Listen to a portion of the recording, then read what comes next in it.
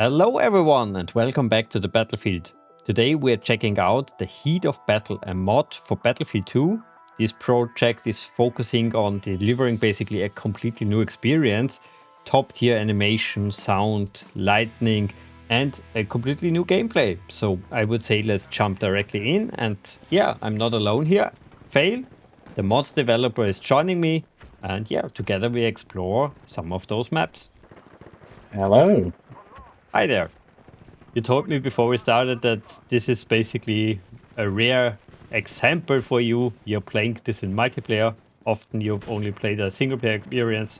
Yes, that's right. I'm very used to this as a single player only for me. That has been how I've experienced Battlefield 2 this whole time. And so getting to play this multiplayer is really cool. Don't you have the option to play multiplayer often, or not interested? Yeah, honestly, I'm not a huge fan of the traditional multiplayer experience. That's just personal preference. I have tried it before and was just wasn't quite my thing. And also, yeah, like I didn't really grow up with friends to play this game with. So if I played multiplayer, I kind of just had to find people from scratch. And I just kind of preferred being able to play the game exactly how I wanted to play with uh, being able to customize and mod it exactly to my preferences. And I guess you often play the game in the modded version and not the vanilla state. Correct. Yes, I pretty much only play modded, and pretty much have not played the game in vanilla state at all. Yeah, I totally understand you. It's always hard for me coming back to the vanilla version. It's fun, but it's not the same. Especially if you play Forgotten Hope or Project Reality. So much changed over the years. Yeah, I mean, I have a lot of respect for the vanilla game, and it's a lot of the design decisions that they made for the purpose of encouraging teamwork and tactical play. I think those are all great, and those are a lot of those things are what I'm building upon when I make my own single player version. But yeah, once you go single player, you do have to make other trade-offs. So some of those factors are some of the things that I changed are improving the single player experience, which does take away from the multiplayer experience a bit. I think the most frustrating thing in vanilla is definitely the gunplay. So it's not my cup of tea. Yeah, that's very much one of the core focuses of my mod is making the gunplay a lot tighter and more, uh, yeah, a little more accurate, more recoil, more punchy. All factors that I care a lot about in my experience. This is so cool getting to watch you use all of the different weapons. Yeah, this is the one thing I always love when I test a new mod. Just play all the different kits, learn a little bit something new. Even though we talked, I guess, during our roundtable discussion about that, when did you start playing Battlefield? Yeah, so I think Battlefield 2 was actually my first because playing I started Battlefield 2 in 2012, which was after Battlefield 3 release, but I didn't have the game at the time. Uh, I think I had like Battlefield 2 vanilla for a little while before then, but I hadn't really gotten into it. It was 2012 when I really got into the modding experience. Oh, actually, wait, I just remembered. I did also play Battlefield Heroes before then. So I guess that was really my first taste. This is one title I never tried. I never could motivate myself to get into that one because I played 1942 as my first Battlefield experience and then Battlefield 2. It would have been a little bit a downgrade. Yeah. it's definitely a much different, like definitely quite different than the rest of the Battlefield franchise. But yeah, it was a good introduction for me. And the fun fact is, it's actually made on the same engine as Battlefield 2. Yeah, that I know. It's so funny that they used it. In general, that's interesting for me in the Battlefield franchise that they are using a lot of the old engines and assets again and again. Of course, in an upgraded version all the time, but still, they stick to their core stuff. Yeah. And how did you get in touch with modding? Oh, I can't remember actually. They're definitely. Oh yeah, I think I started by like I had the vanilla game and I learned that you could modify it uh, to change something. So like I think one of my first things was like increasing the amount of ammo. Yeah, I think like I gave myself like 50 rockets so I could take down vehicles easier. And then I kept learning more about the files, and it was actually quite easy to understand the file structure and how to change the numbers to make the guns behave the way that I wanted. It was because it was all just notepad editing, and that's a lot. So it's a lot more simple than the modern games, which are so complicated and difficult to mod. Okay, that's interesting. I wouldn't have thought that it's so open. I thought there's a lot of hardcore tech behind the modding. Yeah, I mean, it was just like unzip a file, edit the text. There's so much you can do with just that. Good to know. Also, I like it that way when it's easy. Having a very easy onboarding experience definitely encouraged me to do it. Because like even something like I don't know Skyrim, which is very well known for modding, like you have to have a whole mods manager, and you have to like worry about compatibility, and there's so many other issues that come up. Whereas, yeah, when I first started out Battlefield 2, they didn't have any of that. It was very straightforward. It was very fun to play with.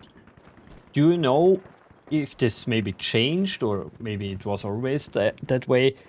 Are there many good guides? Is it explained very well? Is it an open community, very friendly? Yes, the community is very good, and unfortunately, a lot of the knowledge base is sort of like hidden in forums that might not exist anymore. Um, but it is still easy to get into, and there are definitely a lot of people who are willing to help. And also, just like I mean, for myself, it's just sort of like digging and trying something and seeing what happens. It's a lot easier in this game than any and the other types of mods. And nowadays, is it more, I guess, on the Discord side? Everything is now Discord driven, forums a little bit old school. Yes, there is a Battlefield or Refactor engine modding Discord, which I would highly recommend. So you would say it's still a good place for a new beginner to mod Battlefield? Is it a good engine to get your hands dirty the first time? Yes, I think so. I mean, especially yeah, like being able to edit things in text files and just sort of play around and experiment. I definitely highly recommend it. And the more you dive in, the more different things you want to do, like modifying animations or models, it can get a little bit more difficult. But it's a really easy place to just experiment and get started and see what happens. Yeah, like I also have familiarity with source engine modding, so like Counter Strike, Gmods, Battlefield, Insurgency, and some things are easier in source, especially like in regards to weapon modeling. But Battlefield 2, there's so much more you can do with text and changing like damage and ammo. It's a lot easier to understand. And speaking of things to understand, what did you basically do here? What did you change? So it's very interesting because I didn't have a specific goal in mind when I started. It was just sort of like, oh, let's see what I like.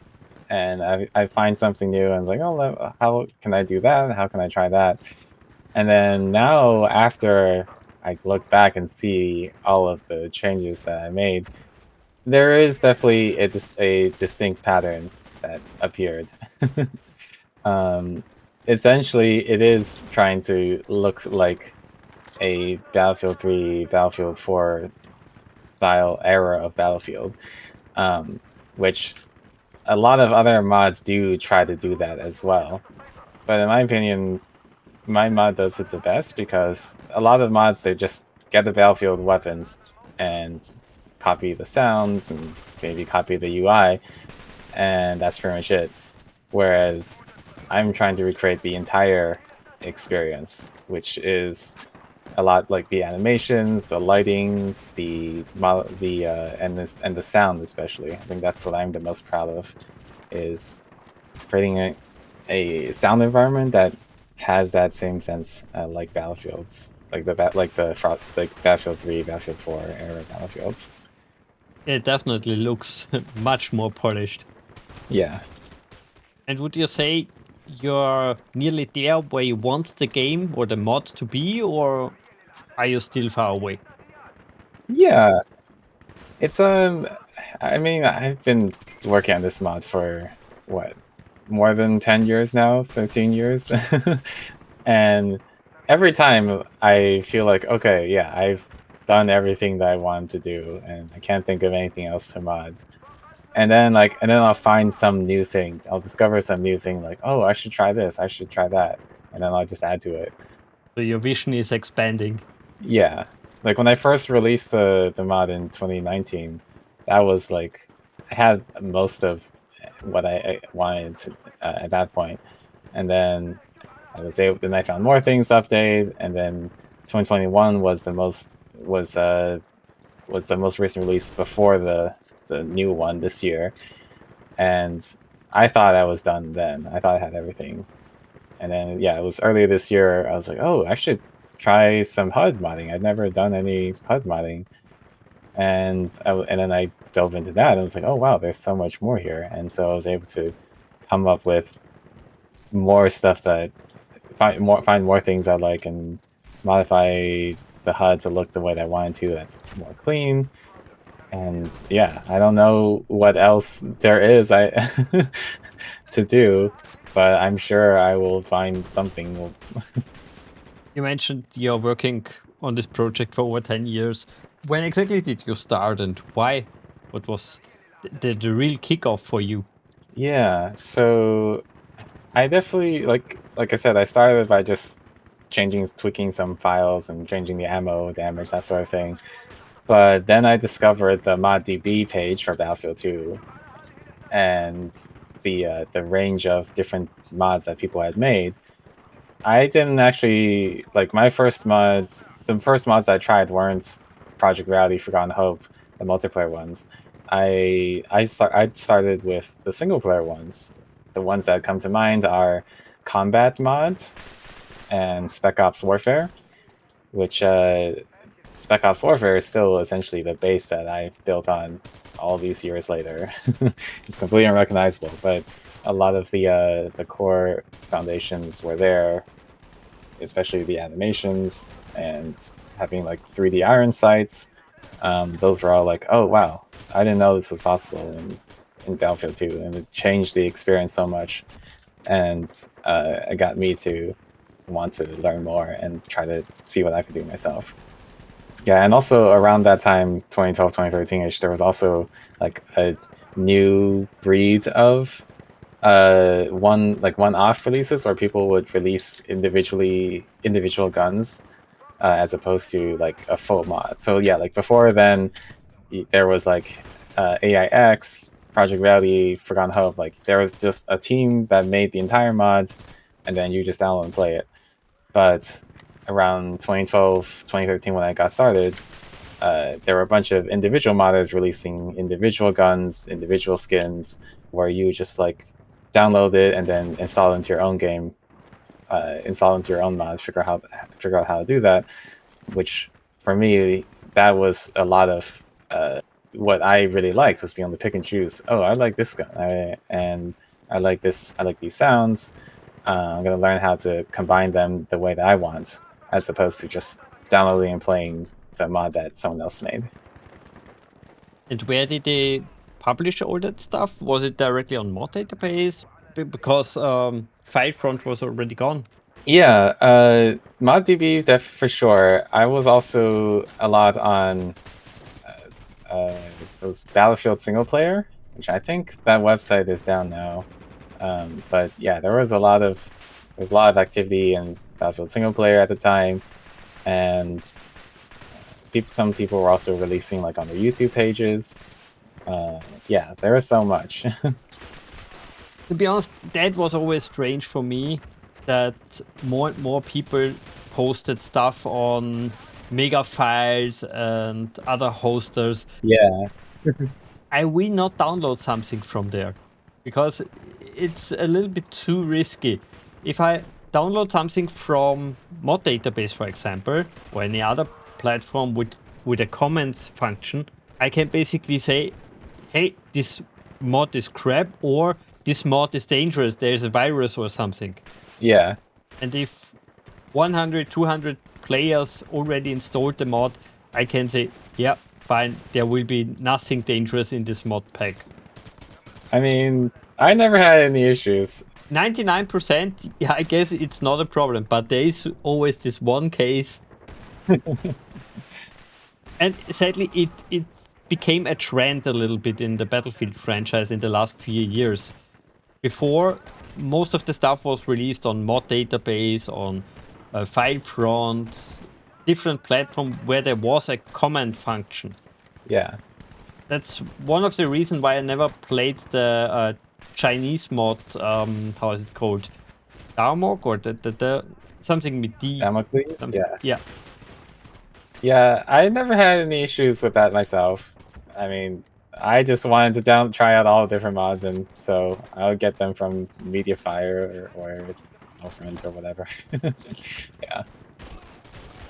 And did you work on this project completely alone, in the sense of, besides of picking guns and effects and stuff from others? Yeah, I'm the only official developer. I made all of the decisions myself.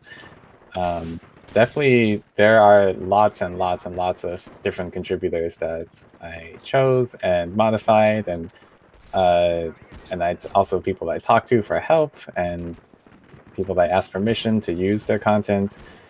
But yeah, there was no one who I like specifically requested or like specifically did work for my mod. When you save, I'm having again time to look at my questions.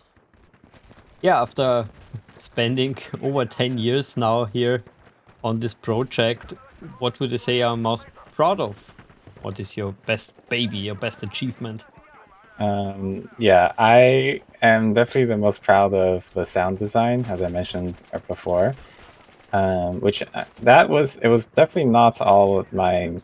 It was actually based on another mod called Dodex Improves Sound Environments by Dodec96, and he was one who came up with the idea of using different sound that played at different distances to create that sort of immersive environments like Battlefield 3, Battlefield 4, and I tweaked some of the settings, changed the distances, and changed the sound effects until I finally got something that really matched exactly what I was looking for. Because I think the original, if it was a bit too much, kind of like all of the sounds we were playing all the time, whereas I modified the distances so you would have more of the natural long distance sounds at long distance, and then the close range sounds only at short distances. And yeah, like once I had the idea of here's what I wanted, and then I tried it, and then it worked exactly as it sounded. Like I remember that feeling. Oh wow, I'm so good at my I can do exactly what I want. I made this feel exactly the way I wanted to. I'm a god. And of course, sometimes you're a god and sometimes you're just a noob. I guess there were some features which you just couldn't realize in the engine. Oh yeah, I mean definitely plenty of things. There are ideas that I have around like gun handling. I mean, so like one really simple thing is guns can only shoot at 900 or 600 RPM. You can't have an in between like 750, which is just like quirk of how the game works. But yeah, like different aspects like that. Like I'd like to be able to implement sway, which I actually was able to do in Source Engine. But yeah, so like in the way that the gun handling feels in Battlefield 2 is a bit more limited compared to what's possible in other engines. But still, there's so much that Battlefield 2 still has to offer. You're still not tired of the engine. Oh yeah, definitely not. I think yeah, I just love how much of it is exposed because, like I said, I never would have thought I'd get into HUD modding, and then I was like, oh, I can modify the HUD, which in a different engine like Source is at least in Insurgency, which is one that I want to mod. I haven't figured out how to do that yet. And then yeah, like the way that the sound design works, it was all just text, changing text files, figuring out how to implement effects using those text files, and it was like I was so amazed at how much you could do within the engine.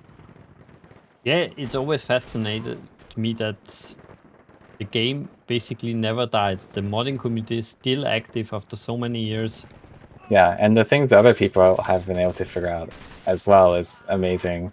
Like things that they're like, the way that I'm always surprised. Like, oh my god, how did they do that in Battlefield 2? Yeah. And speaking about the other Battlefield games, what did you play? Did you explore after some time the new ones? Yeah, so I did play Battlefield 3 and Battlefield 4 after I got into I got into Battlefield modding, and yeah, like I said mentioned, clearly there has been influence from those titles, but it wasn't necessarily intentional. I think there's a lot that I really liked about the Battlefield 3, Battlefield 4 era titles, and I think that those made it into this game. Like the fast pace, the sound design, the punchy audio, very much. I like those aspects, and I want to bring them into this game. And so I think the design sort of intentionally, unintentionally end up being quite similar.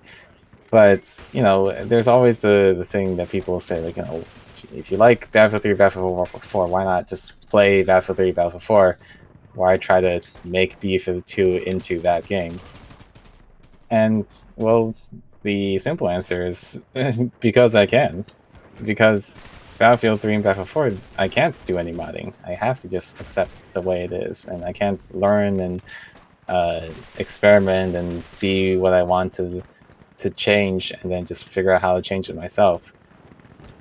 So like that aspect is actually what I love the most about Battlefield 2, and you know I don't actually play a lot of other games nowadays because I can't do it. I can't change them myself. So it is the experience of modding and experimenting that is actually what draws me, not the actual playing myself. What always fascinated me was how easy it is to get into the action, basically. If you're basically hosting a LAN party, you just open a server in 2 minutes, basically, or less, and you are in the action. Yeah, which is I'm learning for the first time. The sandbox feeling was always so great here. It's much more than in the newer games. Yeah, In the newer games, you have to find a server, you have to uh, be on a good team that you really enjoy the experience. Also, it has to be balanced because if you are starting the game fresh and you only have unlocked one or two weapons, it's not that fun. Here you have all the weapons, more or less, especially on mods. yeah, yeah, absolutely. And yeah, like I was amazed at how easy it was to set up this multiplayer server.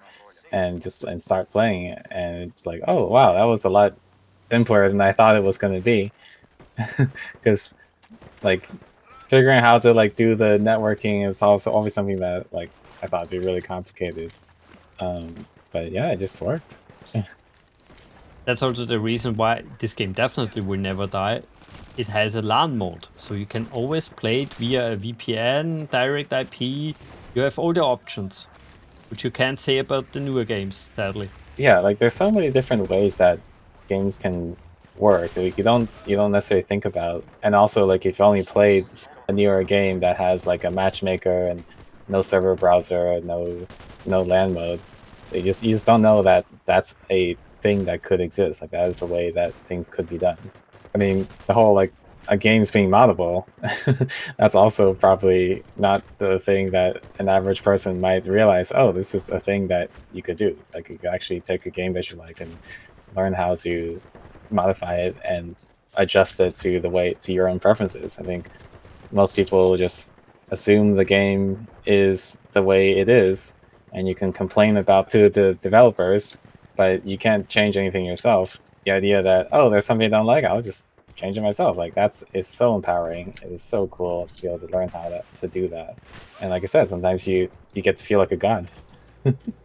And you can even escape the setting. For example, you don't want to play in the modern era, you can play in World War II, or you can play in the Stargate universe. Whatever you want. Yeah, it's amazing. What you And of course, besides your creation, what is your favorite other mod or mods? Uh, I mean, don't actually play a lot of other mods on the regular. Definitely, I have mods that I like. I have a lot of mods that I respect and were very influential. So, like I mentioned, Combat Mod and Spec Ops Warfare. Those were the ones that got me started. Obviously, Forgotten Hope and Project Reality. The amount of work that they put into those mods is really amazing. Oh yeah, and also Alpha Project. Also highly respected. I did contribute to that mod myself. Yeah, like there's so many different individual mods that have influenced me, inspired me, and just oh yeah, and also the more recent one is the Bad Company mod for Battlefield 2 by Mohammed Furqan. That one is one of the most impressive ones. Absolutely. I follow his work on YouTube and it's really, really impressive what he's doing there. Yeah, It's just funny that in general the Battlefield franchise, or not that the Battlefield 2 game has such an increase in popularity because of the China rush or the China market. Never would have thought that it's popular in China and that they mod like crazy. yeah.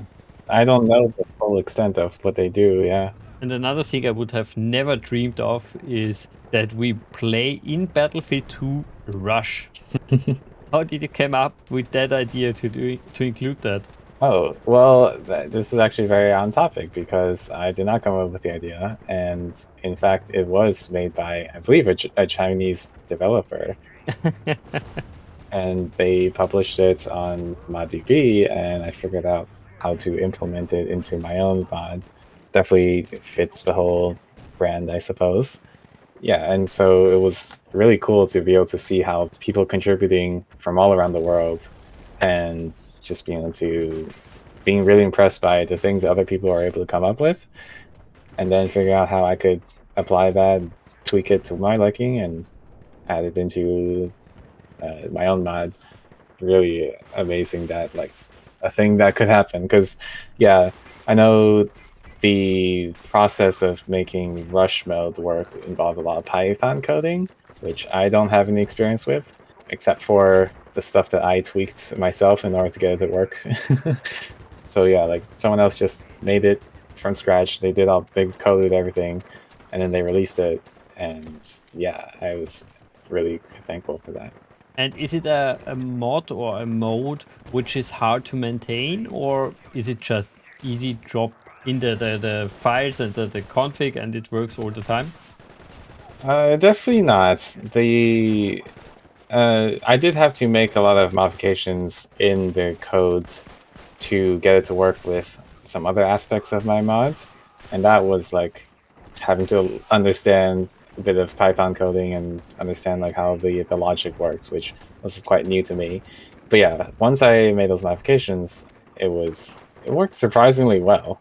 It integrated pretty well, and I think there's still some bugs and glitches, and people have talked about issues where sometimes the spawning is weird.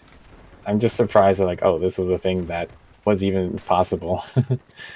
Yeah, I guess nobody would have expected that 10 years ago that we will have that. Yeah. And how in general was the reception of the mod? Uh, the mod in general, or just the rush? Both, I would say. How do people like it? Yeah, I think the reception has been very positive. When the mod first released in 2019, it actually reached the ModDB top 100 mods of the year, which is really cool. Very proud that people liked the mod and voted for that. I think there's definitely a lot of things that people really like the polish.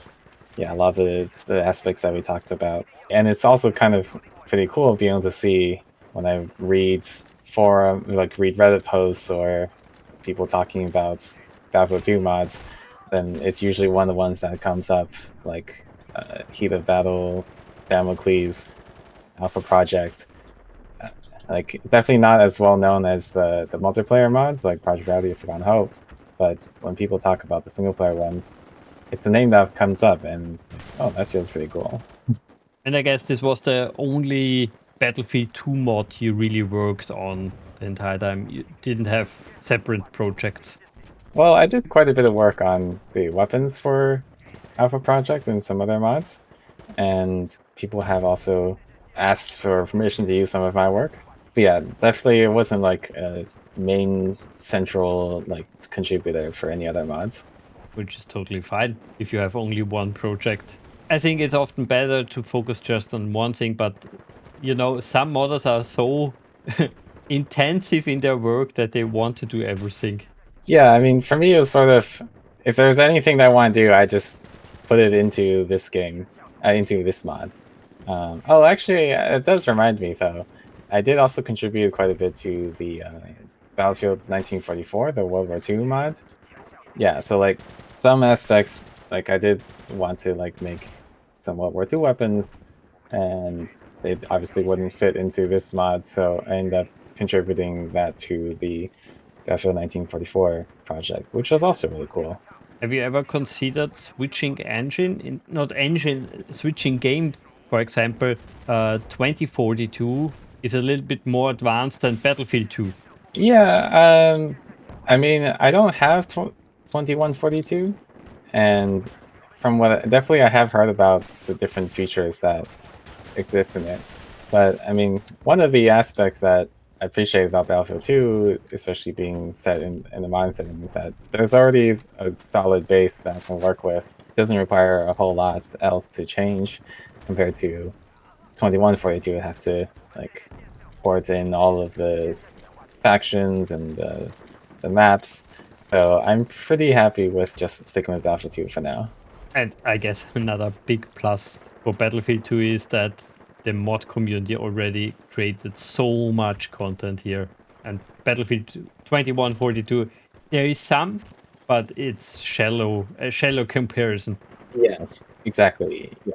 I think definitely a very big factor of what makes me enjoy the modding is having a community of people creating content and stuff that I can play with and tweak and just like be impressed at the things that people do. Like that's for me, that's where the multiplayer is interacting with the community. Just a heads up, yeah, it looks like the flag here isn't the flag that I want to go to. It's not the bomb targets. So the bomb targets are marked with A and B. Those are where we want to be. Yeah, I thought so. I guess I just have to stand in the proximity of the bombs a little bit longer. Yeah, there should be like a message to tell you when you're planting the bomb. I wonder. I'm curious. I wonder if it doesn't work in multiplayer. That's why I think it should. I have seen other people playing Rush in co-op, so I feel like it should work. Another thing I wanted to ask you is why is the mod so different to start compared to the other mods? Here I have to basically start the game via the bat file and not via the normal exe. Oh, actually, you can start it through the exe. Okay, because I always had a crash. Oh, okay. Well, if you install it as part of a regular BF2 installation, then you can start from the exe. Okay, yeah, I downloaded your standalone. Right. Yeah. So, and yeah, if you can download the standalone and then just take the mod folder and put it into your standard BF2 installation. So that's actually how I play myself.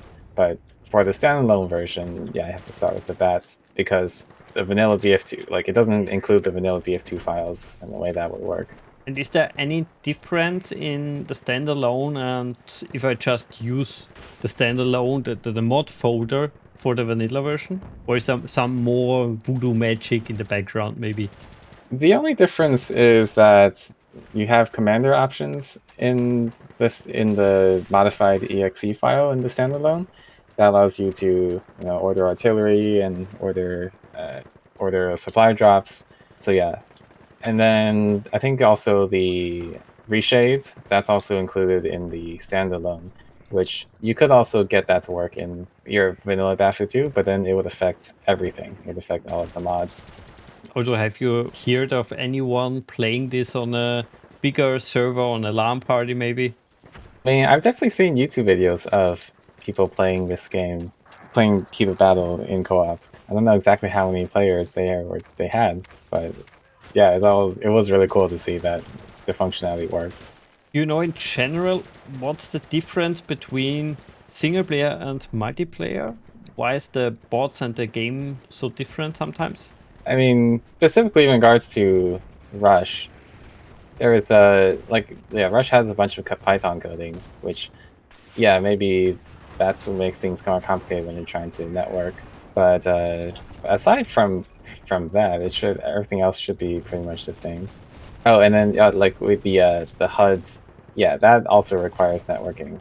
The way that the text, the indicators, text pop-ups, like those only work in the single player. They weren't networked. I know we touched already the subject of what are your favorites. What are your favorites on the side, on the topic of factions and weapons? Oh, I don't know. Actually, I'm really proud of all of the the factions in this game. There's so many guns that I wanted to include, and they didn't quite fit into any specific faction. But yeah, I really like a lot of the Navy SEALs. I think probably yeah one of my I think the Scar H on the Navy SEALs is one of my favorites. I also really like the AEK on the Spetsnaz because those are both like Battlefield style models and animations, but they just look really immersive. They look really top tier. I find it also very impressive that you have options in the tank, basically what rounds you use.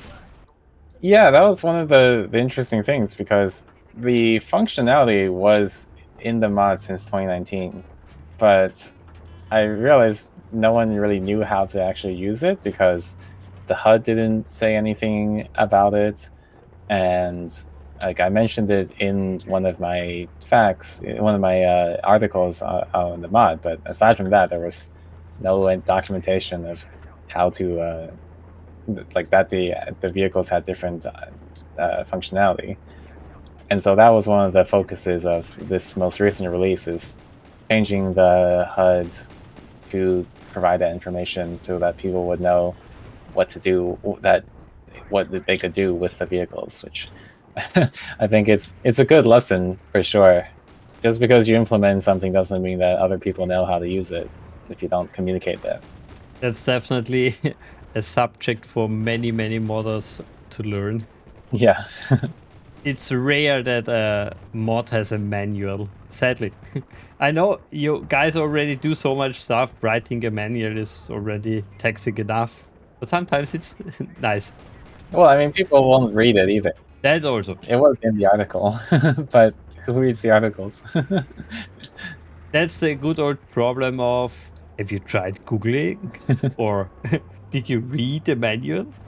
Yeah, and I can't blame him because I do feel really proud that change of making of my own HUD modifications to make it more intuitive and make it more natural. Like, yeah, you shouldn't have to read an article to understand how it works. Having a good HUD that's very intuitive, it just makes the whole experience smoother. And yeah, also like there's the aspect of when you're a modder, there's always this trade-off of like how much work do I want to put in to make others' experience easier versus like I mod for myself. I just want to make the game the way that I want, and I know how the tanks work. So why do I need to care about other people being able to understand it? So yeah, like there's always that consideration of putting in more effort to for other people to play the game. And yeah, like in terms of get the whole installation process can be quite tricky. I understand it would be easier if there was like an exe to just like click once and then you install everything, but I wasn't able to implement that myself, and because that's only an experience that other people have, and like it's just like a one time. Once you get that figured out, then you're good. But yeah, like that's another example of more work that's needed for other people as opposed to just like playing the game for myself. In general, you're totally right that you don't have to care about the other people, you mod for yourself, but I experience it myself. Sometimes for video editing or other editing stuff, I forgot stuff basically in the past. It's sometimes good when I write it somewhere down.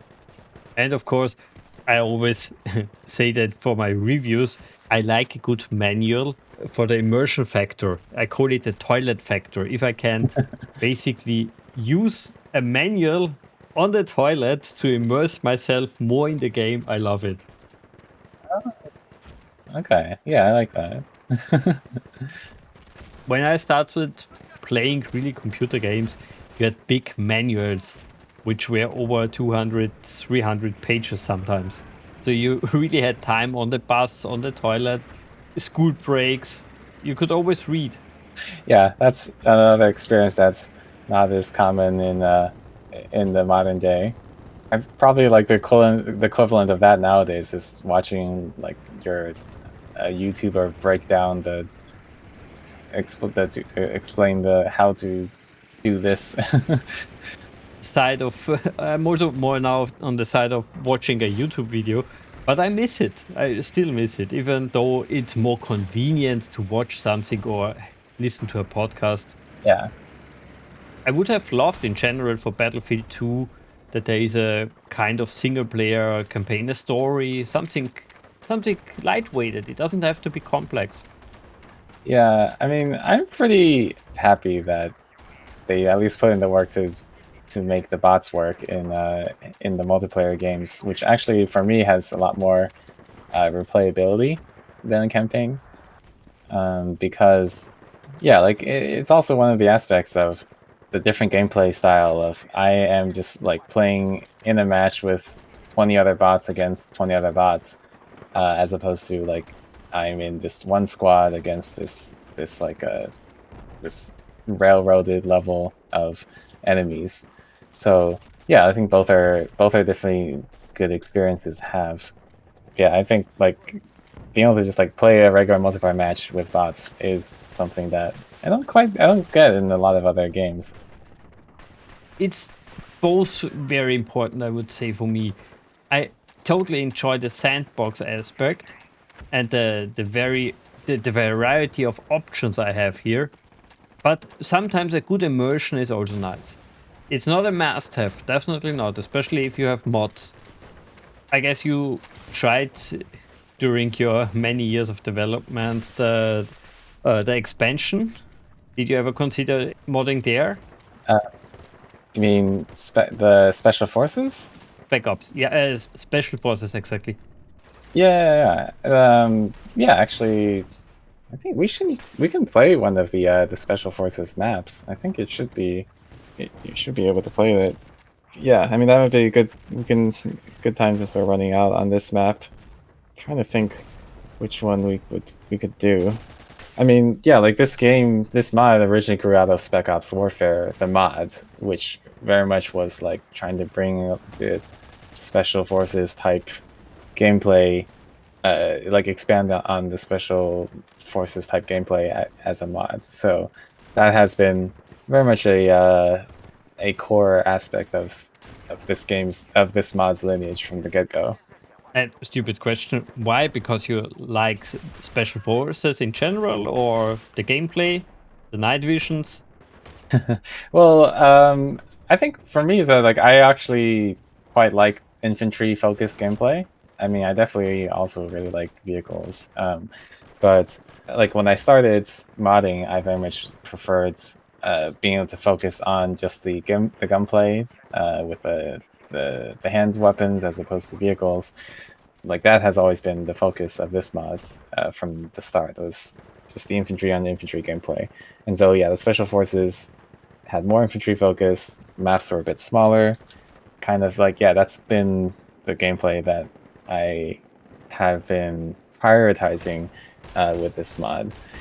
Which, yeah, like, I mean, I also really like large maps, large vehicle maps, which is why I've also done a lot of work with the vehicles, like you saw, of having different ammo types and the HUDs for that.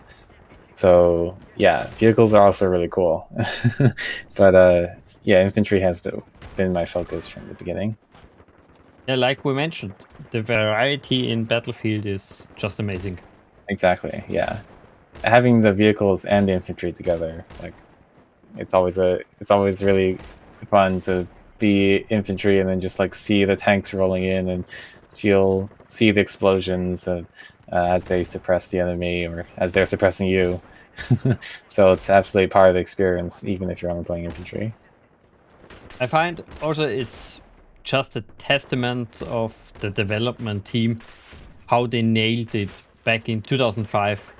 It's still such a good work, balance and everything.